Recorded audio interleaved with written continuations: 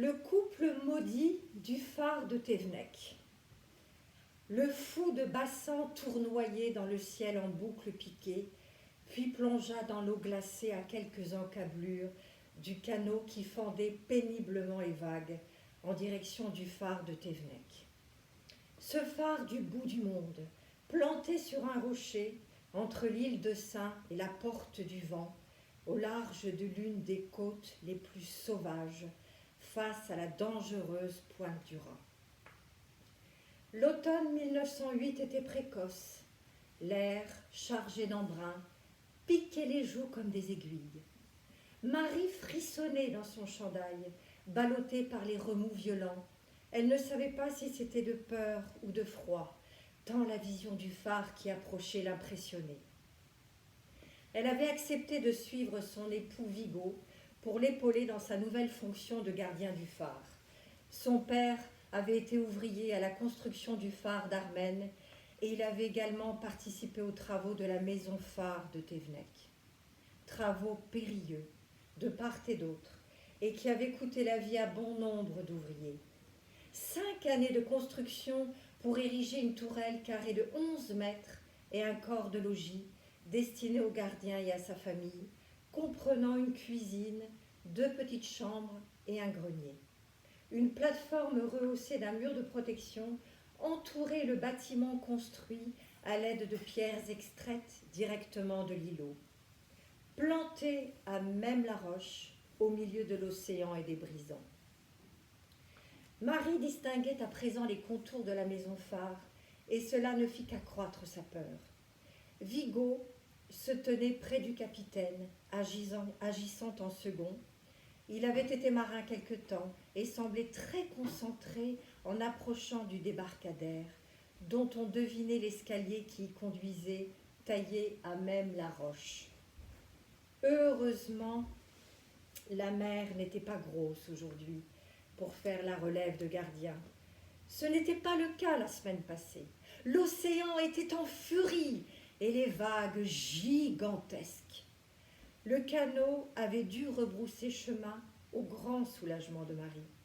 Un sacré défi pour ce canot, qui était en quelque sorte l'ancêtre du Véleda, fameux bateau qui assurait la liaison et la relève des gardiens entre le phare et le continent, et dont la réputation de son pilote, Henri Le Gall, serait à son apogée dans les années 1970.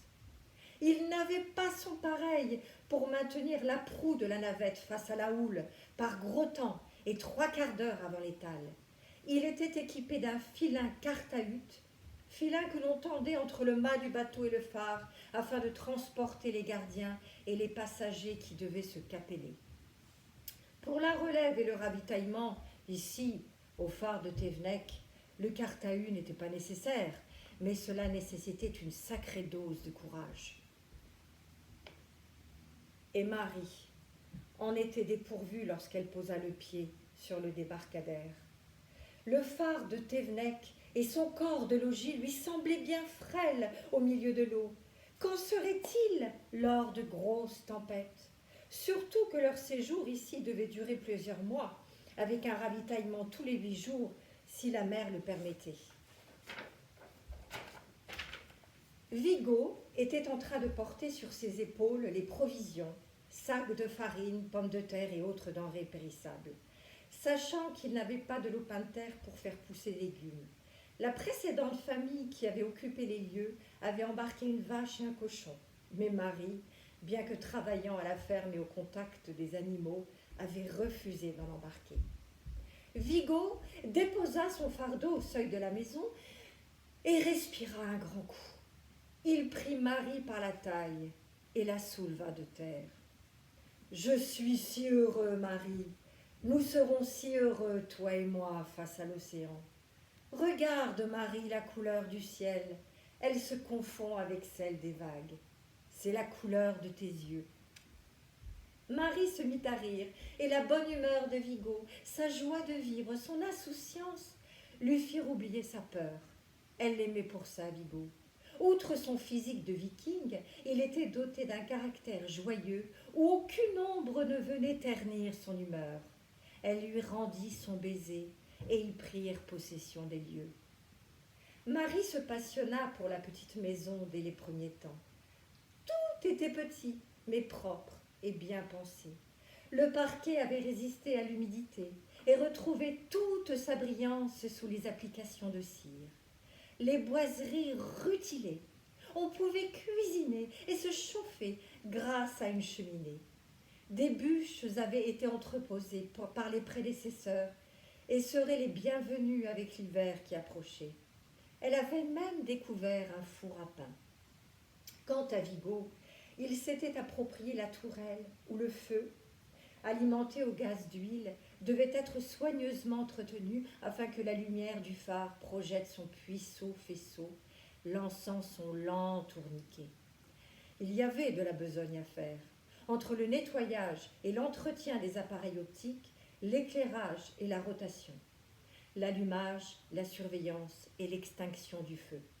Surveillance de l'horizon et de la visibilité. Scruter cet horizon et faire en sorte que la lanterne ne s'éteigne pas et que la lumière du phare soit bien visible et porte loin.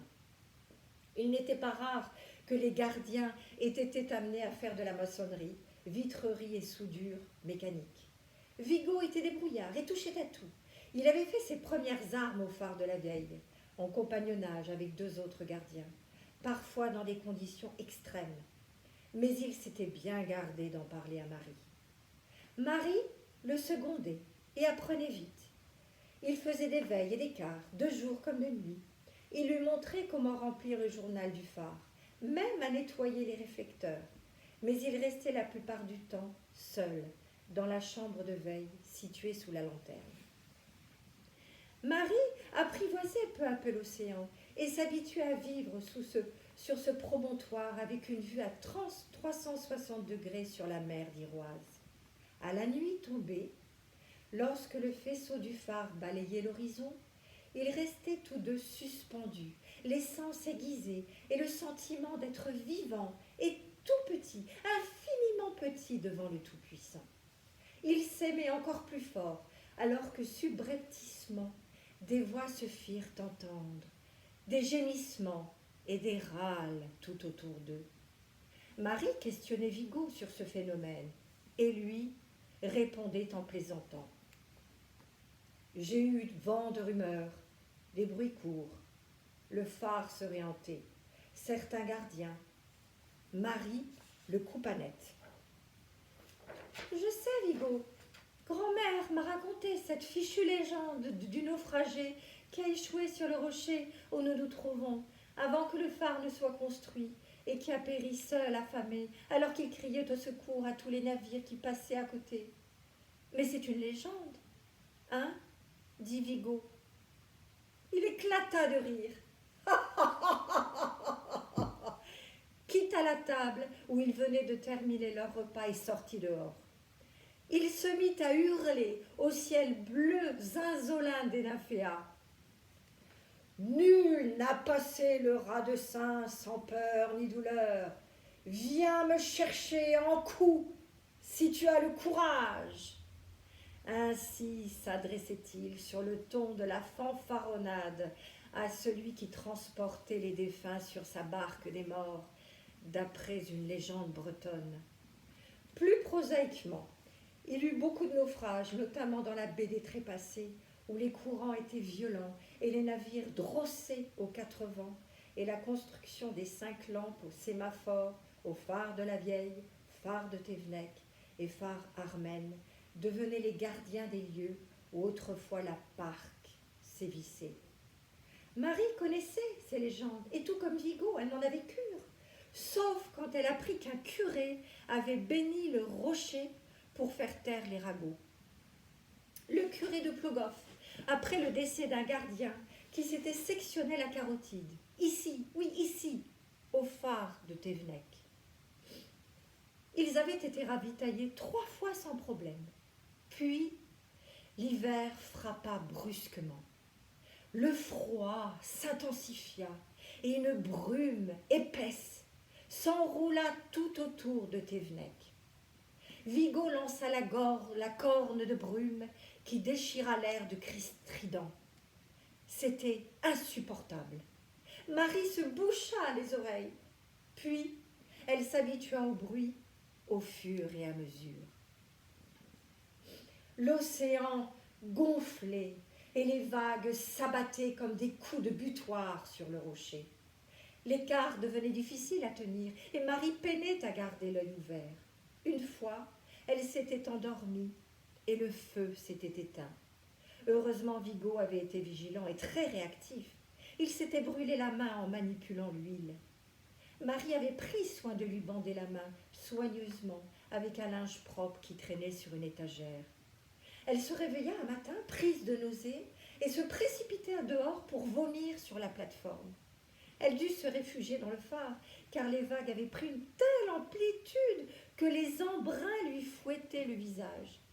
Une vitre se brisa et elle se mit à hurler. « Vigo! Vigo !» Il était en train d'actionner la corne de brume quand il l'entendit hurler. La tour vibrait sous la force des vagues et le bruit devenait lancinant. Il se cogna contre Marie et la serra très fort dans ses bras. Ils se réfugièrent dans la salle de veille et Viga trouva les mots qui surent la réconforter et elle se calma. Marie était enceinte et ils trinquèrent à cet heureux événement. Vigo avait décidé qu'elle ne prendrait plus de quart, ou très peu.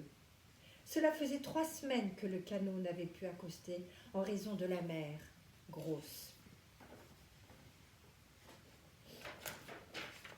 Vigo ne dormait plus beaucoup et le vent fou n'arrangeait pas les choses. Il perdait de sa bonhomie et devenait irritable. Marie s'en rendait compte et le suppliait de prendre sa relève de temps en temps. Elle non plus ne trouvait plus le sommeil. Des cernes violettes agrandissaient ses yeux bleus devenus sombres et ses joues se creusaient davantage. Elle avait voulu l'aider à nettoyer les lentilles, miroirs de l'appareil taché par l'huile. Elle s'apprêtait à lui tendre un linge imbibé d'esprit de vin pour les nettoyer quand elle fit tomber le flacon au sol. Vigo se mit en colère et lui cria de rentrer à la maison. Elle se mit à pleurer et quitta les lieux précipitamment sous les hurlements de son mari. Elle était transie de froid et serrait son châle de manière convulsive alors qu'un grain mauvais était en embuscade derrière les flancs du rocher. Le ciel se confondait avec l'écume, des gerbes moutonneuses dansaient la Valkyrie et la porte d'entrée du corps de logis claquait avec fracas. Décembre vint, puis janvier. Tempêtes et déferlantes. Le phare de Thévenec tenait bon sous les claques de l'enfer. C'était l'enfer au purgatoire. Dans le vocabulaire maritime, un phare planté au beau milieu de l'océan était appelé l'enfer des enfers. Planté sur une île, le purgatoire, et sur le continent, un paradis. Celui de Thévenec, de catégorie 4, était considéré bâti sur une île, alors qu'il s'agissait d'un promontoire de roches, grand comme un mouchoir de poche. Lorsque les eaux étaient en furie, ne restait que le haut de la tourelle en vue, balayant l'océan de son faisceau comme un cri de résistance. Marie n'en pouvait plus et voulait battre retraite, quitter Thévenec et son enfer à la prochaine relève, mais le temps féroce interdisait l'accès à la navette. Peu de navires s'aventuraient dans les parages, ou alors il fallait être fou. Vigo perdait peu à peu la raison. Il passait ses journées enfermé dans le phare et déambulait la nuit en martelant de ses sabots la plateforme. Marie lui apportait ses repas dans la chambre de veille et une fois l'avait surprise dans son sommeil. Son visage était devenu doux et dépourvu de ce regard hanté qu'il habitait depuis des semaines. Puis, une nuit, alors que le vent s'était tu, enfin pour quelques heures, et que la lune pleine illuminait l'horizon de ses rayons ardents, Marie entendit des coups tambourinés à la porte du corps de logis. Elle avait pris l'habitude de s'enfermer à clé la nuit depuis que Vigo avait perdu l'esprit. Les coups redoublèrent. Marie était en train de faire sécher ses lourds jupons près de la cheminée. Elle s'arma du tisonnier tout en s'approchant de la porte. le souffle coupé. Elle entendit Vigo hurler. « Sorcière, femme de sabbat, sors de là que je te pourfende !» Sa voix sortait d'outre-tombe, caverneuse et irréelle. Marie ne reconnaissait pas la voix de Vigo, et elle avait la gorge nouée. Son corps tressauta violemment lorsqu'elle parvint d'un vigoureux coup d'épaule à défoncer la porte. Elle se mit à hurler de terreur. Il l'empoigna par les cheveux et la traîna dehors. Le regard de Vigo était vide d'expression, désincarné, avec un rictus au coin des lèvres. Marie se débattait tant qu'elle le pouvait et le frappa soudain sur la tempe à l'aide du tisonnier. Le sang se mit à gicler et Vigo trébucha sur la roche en gémissant. Folle de terreur, Marie se précipita vers le phare en empruntant la plateforme. Cher lecteur, ce qui se passa ensuite fut l'enfer de Dante et son 7e cercle, l'enfer des damnés. Vigo ne distinguait plus rien de son œil blessé, crevé par la pointe du tisonnier. Le sang coulait à flots. Il se leva et cherchait Marie du seul œil qui lui restait. Il se mit à gémir. « Marie, au secours, à l'aide, par tous les dieux, Marie, je t'en prie. » La voix de Vigo était redevenue la sienne. Marie en était sûre, elle l'entendait à présent. Il fallait qu'elle le secoure, vite. Soudain, une lame de fond emporta tout sur son passage et arracha la toiture de la petite maison. Depuis ce temps-là, il n'y eut plus de gardien au phare de Thévenec, où le feu était devenu permanent en 1910. Le fou de Bassan, tournoyait, indifférent, dans le ciel bas, métallique, en boucle piquée.